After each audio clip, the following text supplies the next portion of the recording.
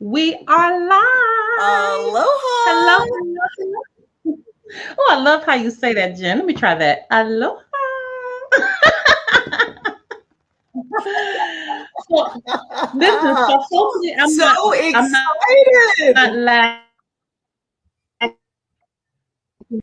Let's check our social medias to make sure we are on. And I see that we are on live on my page. How about yours? Yes, I think so. I see the little live light. Let's see. Okay. So let me turn it down to make sure I'm not distracting. Okay, let's get into it today. Welcome, everyone. Welcome. Hello. Welcome to Hey, the Donna. welcome to the premiere of a Tough Talk 911. The premiere, you guys. It is on and popping. So, Jen, you ready to jump right into it? And let me just give them a little bit of understanding of how we're doing this, you guys. We're only doing a 55-minute show. Okay. And while we're doing it just 55 minutes, maybe we will extend out later on, but first of all, we need to make sure that everything we're saying is going to be very, very impactful, and we don't want to waste any time. And we're also going to give you guys the opportunity to sound off, like we talked about yesterday. Anything you want to add, Jim, before we get started? No, the goal is to bring value with topics that are hard to talk about, be able to give, our experiences and hopefully help bring you through whatever you're going through with a little less pain. Yes, yes. As much less pain as possible. How about that? So let's just get Absolutely. right into it then. You want to get them started? You Yeah, guys, let's do today we're it. talking about enablers. Enabling. Hard, right? Hard topic because probably more than once we've been guilty of this behavior ourselves or seen somebody in our lives that is guilty of this behavior. And we know how toxic it can be for everyone involved. So, what do you want to talk about regarding Well, this? I want to talk about this point right here that I know is always overlooked where it comes to enabling. Talk about enabling, and that is you can enable someone when you transfer what you can do onto them. So what do I mean when I say that? I know, like in long time ago, me trying to get started with some of my goals, businesses, things that I wanted to do in life. And I used to hate to hear people tell me, you're doing too much, or don't you think you're taking on, a little bit too much, or are you sure that's what you need to be venturing into? And I always used to tell them, listen, don't tell me what I can do out of the eyeglasses of what you can do. Okay, that is a form of enabling. When you try to transfer what you can do onto what somebody else is doing, does it mean that situation or that goal or that desire for that person is not for them to be able to do, or it's not set for them a journey that they need to travel, a road that they need to travel down? So to me, that's a secret sign of enabling, a very secret sign. How about you, Jen? Okay. Well, for me, what I focus on is people kind of what they do to enable negative behaviors. So for me, it's like um, overeating, for example. Like this is a big thing for me. And I had an instance growing up, and I love the person that this is referring to. So this is kind of hard, but I felt almost as a child, I felt almost as a forced enabler because I participated in Mm, behaviors like go get me this and bring me this and go cook me this and things like that for somebody who was morbidly obese, right? So, you know, it was like they wouldn't get up out of bed to go do certain things. They wouldn't go get the food. They'd want me to bring them the food, right? So those behaviors that I was participating in were enabling behaviors, but I say forced enabling, right? Because I didn't feel like I was in a place of power, right? That I was a child. And so I was doing these things because I was asked by someone who, you know, was responsible for me and cared for me, and in a position of power, if you will, that I did these things because it was expected of me. But the behavior in and of itself was an enabling behavior, right? Because, you know, if people won't get up and go get the food, but you'll bring it to them, you know, they're not starving. But they won't take the effort to get Let's up talk about get it. You know, that's enabling behavior. Yeah, I want to, and a lot of people do that. I want to talk about.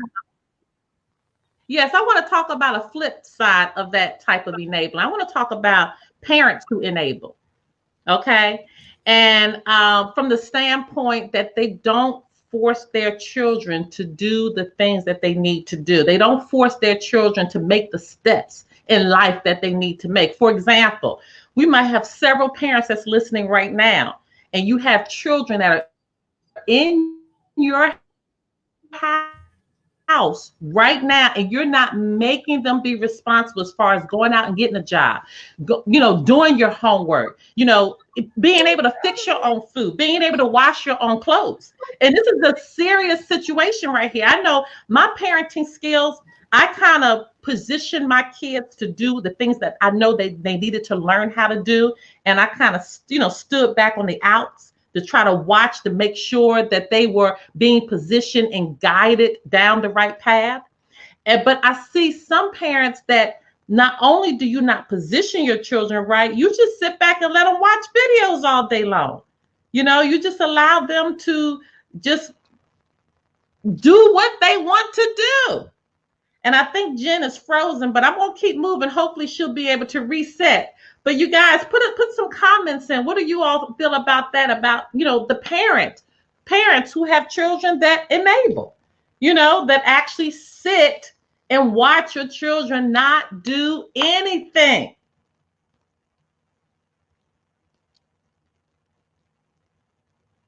Let's see if we can get some comments in here. And Jenna pop back in just a second.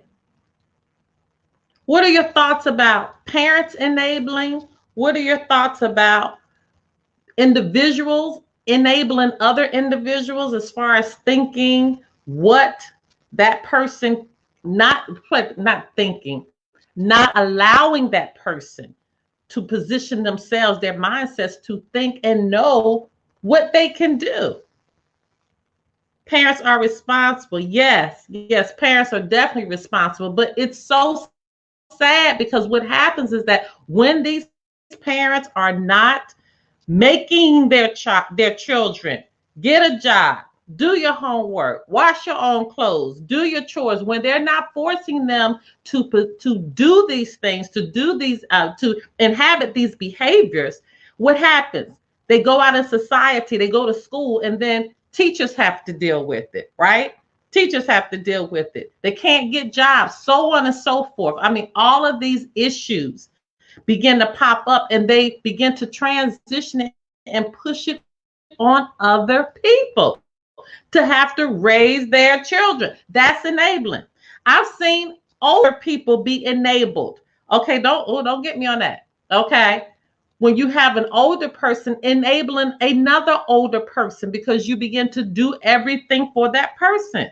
You can't do that. A very easy specific situation with that is that when we don't hold people accountable for making their own money, and you keep giving them money.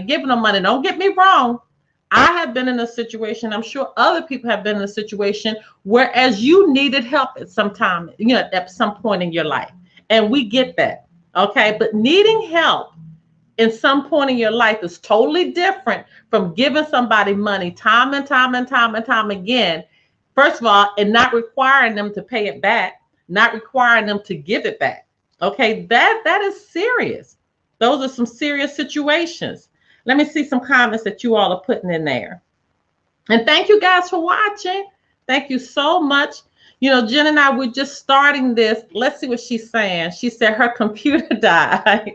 Okay, well, she'll pipe back in a minute, but I really want to keep this discussion going because enabling a person is a very serious situation, because when you enable, you actually paralyze that person. You paralyze them from not being able to do the things that they need to do in life, because they're going to constantly lean on you as a safety net, as a safeguard. Okay. And when we enable, when we position ourselves to allow ourselves to be a safety net, to allow ourselves to be that person that, listen, can be taken advantage of time and time and time again, it becomes serious. It becomes a very serious situation. Okay. Let's see what you guys are putting in here. Thank you guys for watching. While we're waiting for Jen to pipe back in, let me go back up and see if I see any in the comments. Yes, for sure. It definitely becomes a problem. Let me see. I want to bring some of you guys on camera with me. Just put a thumbs up if you guys want to come on camera and give your thoughts about what we're talking about, or if you've ever experienced people being enabled in your own household, in your own, individual situations. Even at the job, we can have enabling, not requiring people to, come to work on time. Sometimes, allowing some people. This is the part that I don't like, the favoritism with enabling, okay? Because when I just thought about that, I thought about this job that I used to have, and this one teacher would come late all the time, but she was friends with the principal. She wouldn't get written up, and her not being written up and being held accountable, she continued to come late over and over and over again. But there were others of us, if we ever late, you would get a little slip in your note in your box stating that you were late. Enabling comes in so many different forms and fashion. So many different forms and fashion.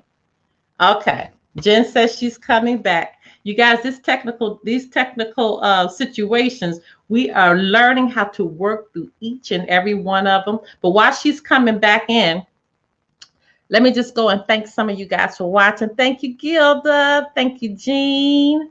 Jacob, Preacher Man, Leanne, hello. Hey, Jackie, Barry, thank you so much.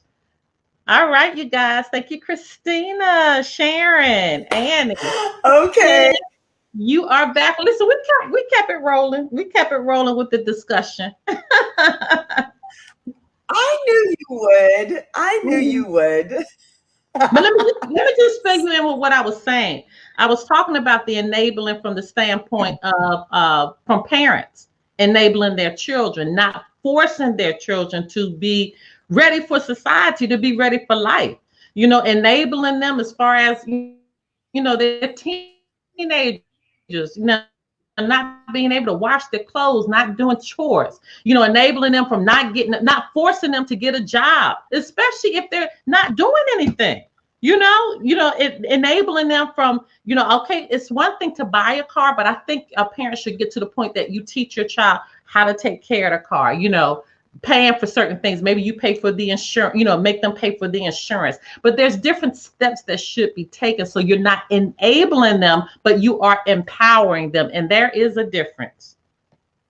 There absolutely is a difference. Well, I mean, it comes down to equipping them, right? So equipping them with the tools that they need so that they can do all of those things, wash the clothes and oh my gosh, this computer right now is getting on my nerves. So, but be able to wash the clothes and go out and get a job. And, if they are adult children and they're living at home, the idea that They need to take responsibility for, taking care of things around the house and paying their share of the bills and paying you rent and doing all of the things that they need to be doing. But instead, you have these parents that just are like, I'll pay for everything. Don't worry about it. I'm going to cook your meals. I'll wash your clothes. I'll do all these things. And they may think that, they're helping, they're being helpful, but they really, really are doing a disservice to their children because they're not preparing them for what's out there in the real world. In the real world, nobody's going to come clean your house for you. Well, they will if you pay them money. Okay. Yeah. You can hire a maid if that's what you would like. But the idea that you feel like you are going to use your mom to clean up your stuff, right? But she doesn't say anything about it. She's enabling the behavior. It's bad behavior on the part of the child, but the enabling comes from when the mom doesn't say, no, this isn't how this is going to work. There are expectations. You're an adult child. You need to clean up after yourself. You need to do your own laundry. You need to cook your own meals. You need to buy your own groceries. You need to pay your rent. So yeah, I totally feel you there. There is a huge difference. I have a little scenario that I want to talk about that I know most people, again, this is tough talk, right? So we need to really talk some tough situations. How about those people who enable to allow their spouses to be unfaithful? For example, you may know that a spouse is doing has an extramarital affair and you don't say anything. That's enabling. And I know some people like, that's not enabling. Oh, yes, it is. That's enabling. When people are making bad choices and making decisions that are going to harm somebody and you allow it and you sit back and you watch it, that's enabling. And I'm going to tell you, I can use my own example. I mean, I'm literally, in a court battle right now of trying to get what's due mine. Okay. But a whole slew of people, a whole family of people enabled this person to have them, believe that they're doing the right thing and saying the right thing. And now in hindsight, after looking at it from a legal standpoint, the lawyer's telling me, oh no, we're totally wrong in this. That mindset was totally wrong. The point I'm trying to make here is that you got to be careful when you align with people that are making bad choices. And when you align with people that are, without a shadow of or doubt, are doing, wrong things or terrible things or hurting people, you're guilty. That is enabling. That is a serious enabling situation. And again, I'm going back to the infidelities. If you have a mind, if you have knowledge and it's in your mind that somebody is doing something like that and you don't say anything, that is a form of enabling. Am I wrong, Jen? I tell you what, if you see something and don't say something, you might as well be doing it yourself, right? I mean, really, it's like, you can be guilty of that yourself. If you, for example, and I know that people want to support the people that they love, right? So I'm going to go out on a limb here that, you said, oh, it's his, it's family and, they're like standing by whatever, idly by while he behaves a certain way. But lots of times, again, in people's minds, they feel like, well, I'm just trying to support my son, or I'm just trying to support my brother, or I'm trying to support my friend or whatever. And the idea that support means that you have to just accept bad behavior from somebody and that you can't call them on it. What kind of friend does that? Like, you need to be able to call somebody on their stuff. A good friend is going to call you on your stuff. A good friend is going to tell you, man, that ain't right. What you're doing, that's not right. I support you as my friend. Like, I care enough about you to tell you, that behavior isn't acceptable. And I know you're not doing it to me. Maybe you're not doing it to me, man. But, you know, I can't hang out with you if you're going to be the kind of man that cheats on his wife. Like, I'm not going to hang out with you and do that, because that's not who I am. So I think people fail to realize the places where they enable bad behavior, right? Yeah. Because people think of enabling as like addiction, right? That you're like enabling addiction, drug addiction, or alcoholism, or sex addiction, or all of these things. They feel like enabling is limited to those things, but enabling just means that you are allowing something to happen that could be that is negative behavior, bad behavior. You're allowing bad behavior to happen, and you're actually enabling it to happen by not speaking up. Yeah, I love when you said, if you see something, say something. I heard that a lot of different times in other scenarios, but I'm gonna tell you, just from a heart standpoint, I've never been the kind of person that could just stand idly by and watch harm be done to someone else.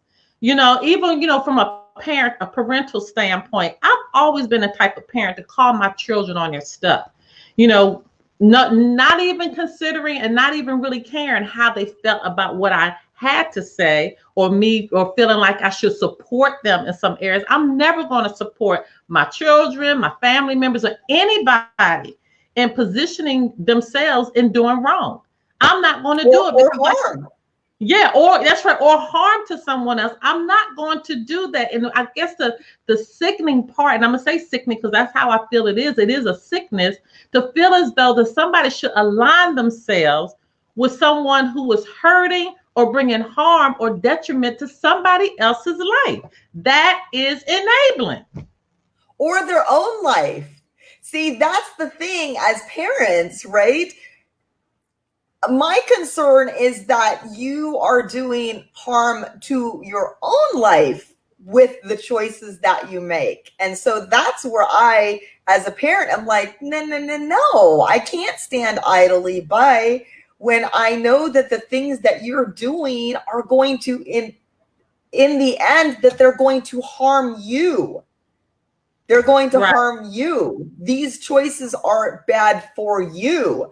And that's kind of what I have expressed to my children in regards to the choices that they are making in their lives, because ultimately they don't affect me, and maybe ultimately they're not hurting anyone else, but they're hurting themselves with the choices, right? They're setting themselves up for heartache and harm and failure, if you will, by making some of the choices that they make, right? So that's my thing, is I don't want to enable that behavior either. Right. Let me see, does anybody have anything that they want to say? Thank you guys so much for joining. Hi, Stephen and Debbie and Liz. Thank you guys, Teresa, Carolyn. Thank you, thank you, thank you. We got two Carolyns, Jackson and Dilworth. Hey, Erica, Bill, thank you guys so much. Sharon, hi. And Joyce, just want to pipe in from time to time. You guys, we're going to give you an opportunity to sound off on what you might want to say about enabling. If you want to come on camera with us, I see we do have the capabilities of bringing you on. So if anybody has something they want to say, just type it in. If you want to come on camera, just put that in there, and we can bring you on. And you know what? Feel free to chime in into the comments. You know, I don't know how yours is set up. You're awesome because you're able to like name people that are showing up. Yeah, I don't have that. That's not happening for me. And I'm like, what? Where's all these names she's seeing? Well, actually, I have it on my phone here, so you have to look. I have my phone up, but it's like not. I'm not seeing people that have popped up. Like I do see people that like. I see that my friend Juanita is here. Hey, Juanita, thanks for joining us. And Casey, thanks for joining us. So I see, like, if you've thumbed up something or loved something, I see names there, but other than that, I'm not seeing these, like, so-and-so's watching or such and such. I'll hit you to that during our little practice times, okay? Okay, you'll have to tell me your little secret. Yeah. But you guys, back to enabling. As you can see, that Jen and I both are very passionate about this topic, as you can see, because this is one of the first. This is the one that we're starting with, because we've seen how enabling in our own lives, how detrimental it has been to family and friends that surround us. And that you really, it just really boils down to this: you have to put your foot down. You have to put your foot down and decide, how much am I going to help this person? And in helping them, are they reciprocating by giving back to me when they can? And that's important. Right. Is it appreciated, or are you being taken advantage of? Mm-hmm. So there are things that I've seen, and God, I love my friends and I see the struggles that you go through. There are, I know several people that, I'm not going to name names because that's not my place, but I see several of my friends out there that are dealing with children that are addicted, that have addiction, and the weight that puts on you, and how hard it is for you to find that place to where you draw the line, and stop paying rent, and stop doing the things that are, in one way, you feel like I'm their parent. I want to help them. I can't see them out on the street, or maybe they have children of their own. And it's not even so much now that you're helping the child, but now you're protecting the child's child. Because I've seen that, right? Where it's like, well, at this point, it's no longer about my kid, but it's about my grandchild, right? And because my kid, has to care for my grandchild, well, then I make it right in my mind that I'm going to pay his rent, right? Because it's not really for him. It's for my grandchild. So I've heard that one before, that excuse as to why they're doing the things that they're doing, right? But it's still the same story, right? There's no, the rent gets paid, but the things that are causing you to need to pay the rent continue to happen. So it's just this vicious cycle. I mean, you want to help, right? But are you hurting more than you're helping? Because sometimes when people are forced, right? You force their hands because, well, the rent isn't paid. Now what? Well, right? That's a situation where you're going to have to put a deadline in place. And this is a situation that you have to say, and I know people might not like this, but hey, it is what it is. I'm going to give you a certain time to get yourself together. And if you're not together, then I'm going to be able to take your child and I will keep the child while you go get yourself together. So not only can you provide a home for yourself, but you can provide a home for your child too. See, this is what I'm talking about. This is the tough. Yeah, but this is the tough situations people don't want to talk about. They want to do the easy route. And then you turn around and these people turn in their 20s and then they're in their 30s with the same mindset. Now they're in their 40s and their 50s and their 60s, and they're dying with these same corrupt, enabling mindsets. When is it going to change? How does it change? The change or that codependency. Yeah, I mean, it's complete codependency where it's like, I feel like, it gives me something to enable you, and the person who's being enabled just keeps taking it, right? They just keep taking it. They're just gonna keep, go ahead, pay that rent. You know what I'm saying? Like, where do you draw the line? Where does it stop? And why would they ever get clean? Right? Why would they ever get clean if they know that there's no consequences if they don't. Mm-hmm. There's no consequences. You're going to keep paying the rent. You're going to keep putting them in rehab. You're going to keep doing whatever. Like, if you keep doing it, there is no reason for them to stop the cycle. Oh, right. I know if I slip again, my mom will just put me in another rehab. I know if I can't pay my rent because I've used it all on drugs, my mom's just going to pay my rent because, you know, she doesn't want my kid to be out on the street. Like, where does it stop? We do have some comments here.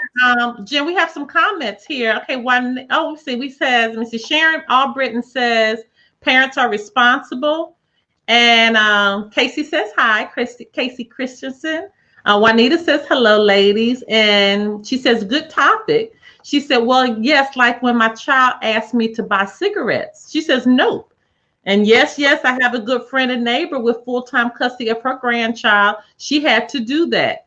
And so you can care in other ways. 15 years of addiction, she had to walk away. Can't see the grandchild because she can't stay clean to see her child. And that's what I'm talking about. That is tough talk. Yeah, those tough talk situations that we're saying, which are very, very important. And you guys, it just really boils down to this. You just got to draw the line and decide, what are you going to allow for yourself? And I hate to hear the excuse, well, I'm just, help because I don't want to put them out in the street. But you want to enable them to their 40, 50, 60. They're not going to be any good to anybody. Or to their death. Let's not forget that part, because this is serious stuff. Like, so, there are certain behaviors that are like, okay, you enable certain behaviors. But all enabling is not good, right? Because it leads to others, right? It's a staircase, right? One step leads to the next step, to the next step, to the next step. But the thing is that you cannot forget that some of this behavior is so detrimental that it means they may die if they continue down this path. Right. Okay, this enabling. Are you hurting or are you helping? Hey, Vanessa, are you hurting or are you helping? And when you enable negative behaviors, addictive behaviors, behaviors that are going to hurt the person or hurt other people, right? When you see something but you don't say something, that counts too. You are doing more harm than good. You are not serving anyone with your enabling behavior. You've got to get a grip on it and put your foot down. And so it's going to be hard. We're not saying it's going to be easy for you to do these things or put your foot down. It's going to be hard. It's gonna hurt. It might crush your heart to do the things that you need to do to say no. Enough is enough. And I'm going to tough love you through this. And tough loving somebody through something sometimes is letting them be without. Let the landlord put them out.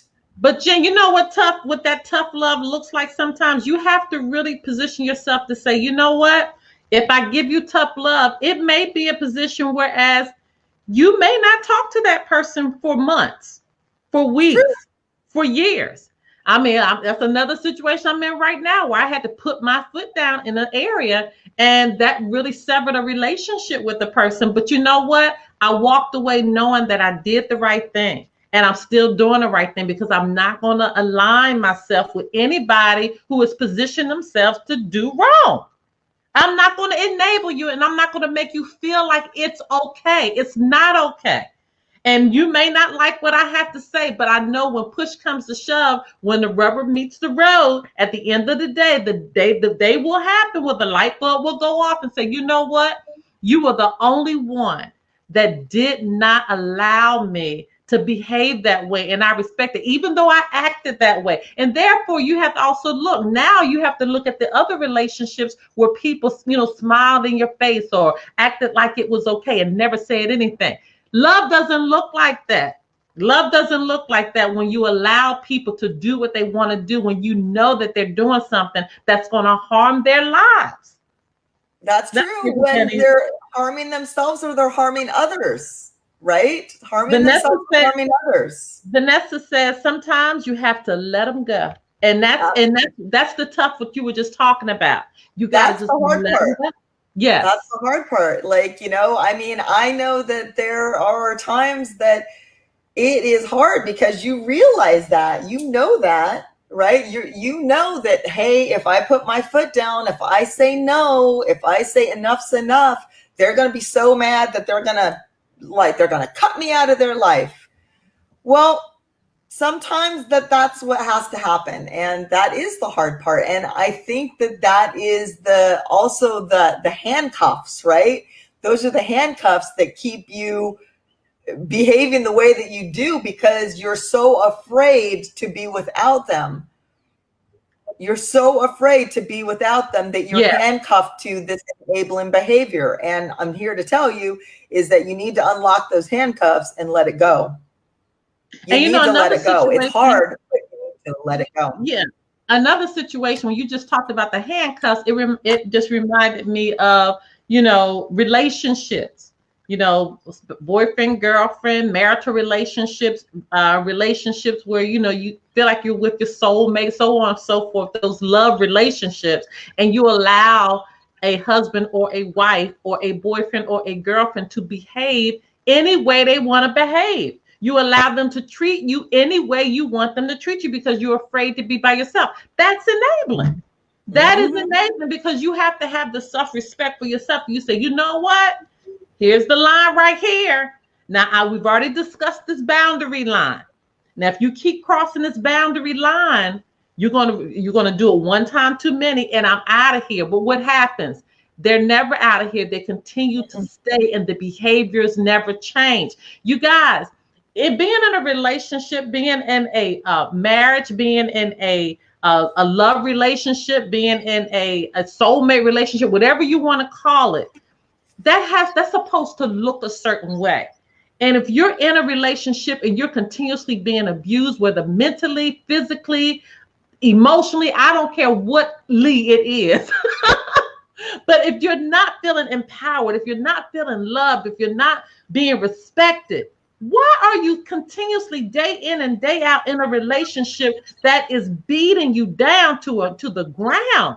That is enabling. You're enabling that person to not treat you right. You're enabling that person to not act right. You're enabling that person to not really experience life the way that they should be experiencing it, because you're making them feel like it's okay if you treat me like this because I'm going to stand by your side. No, you need to talk. I want to talk about what Juanita said. She said she had to call herself out on her BS. She says she continued to smoke cigarettes while her husband supported her in that, knowing he was too nice to say no. She's like, I continued. He couldn't say no to me, and I knew it. I finally was able to quit smoking in October. That is a perfect example, Juanita. That is a perfect example. I am so proud of you for realizing that your husband was enabling your smoking. And he was. And let me tell you that when you're in a relationship and somebody is behaving in a way that is detrimental to them, and you know it, right? And he knows smoking is detrimental. There's a label on the package that says it causes cancer, right? It may cause cancer. And so we all know that going in about smoking cigarettes, right? And someone who loves you, and especially if they're also not participating, right? They're not participating in this negative behavior. So let me be clear, right? A non-smoker who enables a smoker, right? So it's like, I know that it will kill me, but if you want to do it, that's fine. So So how does that look, right? That was like the dagger in the heart. What? Really? Do you want to be that person that is like, well, I know well enough that it will kill me, but if I love you enough, I'll let you smoke cigarettes that I know are going to kill you? How does that make sense? So powerful that you were like, I know that he was enabling because he was too nice to tell me no. It's hard for the person being enabled to hear that, right? When somebody says, you know what, babe, I love you, but I love you enough to tell you that you need to quit smoking, or I don't know what the consequences are to that, right? You're married to somebody for better or worse, but there has to be something that you can say, like, I love you so much that I don't want you to poison yourself with cigarettes. I know that they kill people, and I want you to live a long, happy, healthy life with me. And if you cared about me like I care about you, you'd quit. Jen, we have another comment. We have another comment here from Casey. My prayers go out to all parents. I don't have any. I wish I did, but in today's world, I wouldn't be very good. There's so much lies, mistrust, and it's out of control, and it's out of our control. We are not getting the truth via media, a lot of schools, some churches. Where do you find truth? Who can you trust? Well, I'm not sure exactly. Right? Yeah, I'm not sure exactly about that. You know, who do you trust? I mean, sometimes you just have to trust your own instincts and know, to be able to know right from wrong, right? Like we know enabling certain behaviors are wrong. We know that Juanita's husband not being able to speak up and say, I love you enough to tell you, like, you need to quit smoking, babe. Like, I love you. I want you to be with me for a really long time. And I can't stand idly by knowing that you're poisoning yourself with these cigarettes. That means you may shorten your life all of your own accord. Right. And so, listen, you guys, we are at our 3:45 mark. And so we want to, first of all, thank you guys for joining us. This is our wind down time. You guys were great with the comments. Thank you. We posted some of them, as you can see. We just appreciate you guys just joining in with us. What do you think, Jen? I think it was really good and not bad for our first time out. I mean, the little technical difficulties with my computer that has the power of, like, a mouse's memory, or a goldfish's memory if it's unplugged. Right. And it died in the middle. But besides that, I think that this was great. It was a great first show. I really appreciate the input, and we just look forward to more input from people, and maybe even just interacting with us on our social media platforms. After the show is over, if you want to pop onto our Facebook page or our Instagram or Twitter and talk a little bit more about enabling behavior, I think that would be amazing. If you want to leave us suggestions about topics that you want us to talk about on Tough Talk 911, now would be a really great time to pop into those, and share our video with other people that you feel like could benefit from the topic that we spoke about today. And Jen, let me just go through some of our social media platforms so you all will know where to find us. We actually have a Tough Talk 911 group. You guys, you want to get in on a group because we're going to be sharing some information over there that's not open to everyone else. Okay. So get into our Tough Talk 911 group. We have the Tough Talk 911 page on Facebook. We are on Instagram, okay? And we are on Twitter. And our YouTube channel, well, hopefully we'll start streaming that next week through our YouTube channel. But go ahead and subscribe to our YouTube channel. Okay, Jen already has some nice little videos over there. So give her a thumbs up. You guys, we are in the building stage. So we thank you so much for just supporting us. Jen, can I give them the topic for next week? Absolutely. Let's get into it. And maybe we'll have some people that want to, when we share what we're talking about next week, maybe we'll have some people that want to chime in, right? That'd right. So listen, this is what we're talking about next week. Oh my goodness, I'm getting chills because I know that we, as they say, we might step on some toes with this one, but hey, it is what it is. This is Tough Talk 911 because it's an emergency. So this is what we're talking about next week, you guys. Jealousy in families and with friends. The green-eyed monster. Oh, yes. Jen. Yes. Let's know get into it. Serious. Let's get into it. Yeah, that's, and lots of times we think we're not the jealous type. Is there a type? Find out. Jealousy is serious, and it comes on so many different levels. And that's one of those areas, again, that's kind of secret and kind of hidden. And you don't even realize if you're stepping into that territory. You might have to be called out in those jealous areas that you're not identifying for yourself. Awesome. Well, I'm really looking forward to that. And yeah, that's going to be our show next Sunday.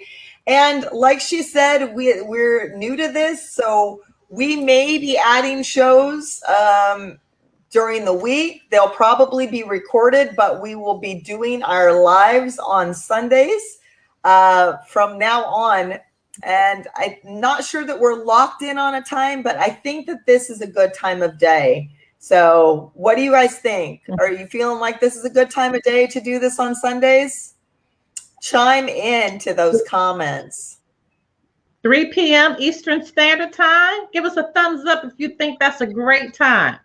Either 3 p.m., that will be Eastern Standard Time. And what time is that in Hawaii, Jen? That is 10 a.m. Hawaii Standard Time. So that's going to change when you guys spring forward. Oh, yeah. Okay. So you guys will bring forward, and then you'll be 6 hours difference from me. So either we were looking at a 3 p.m. Eastern Standard Time or a 12 p.m. Eastern Standard Time, I think we said.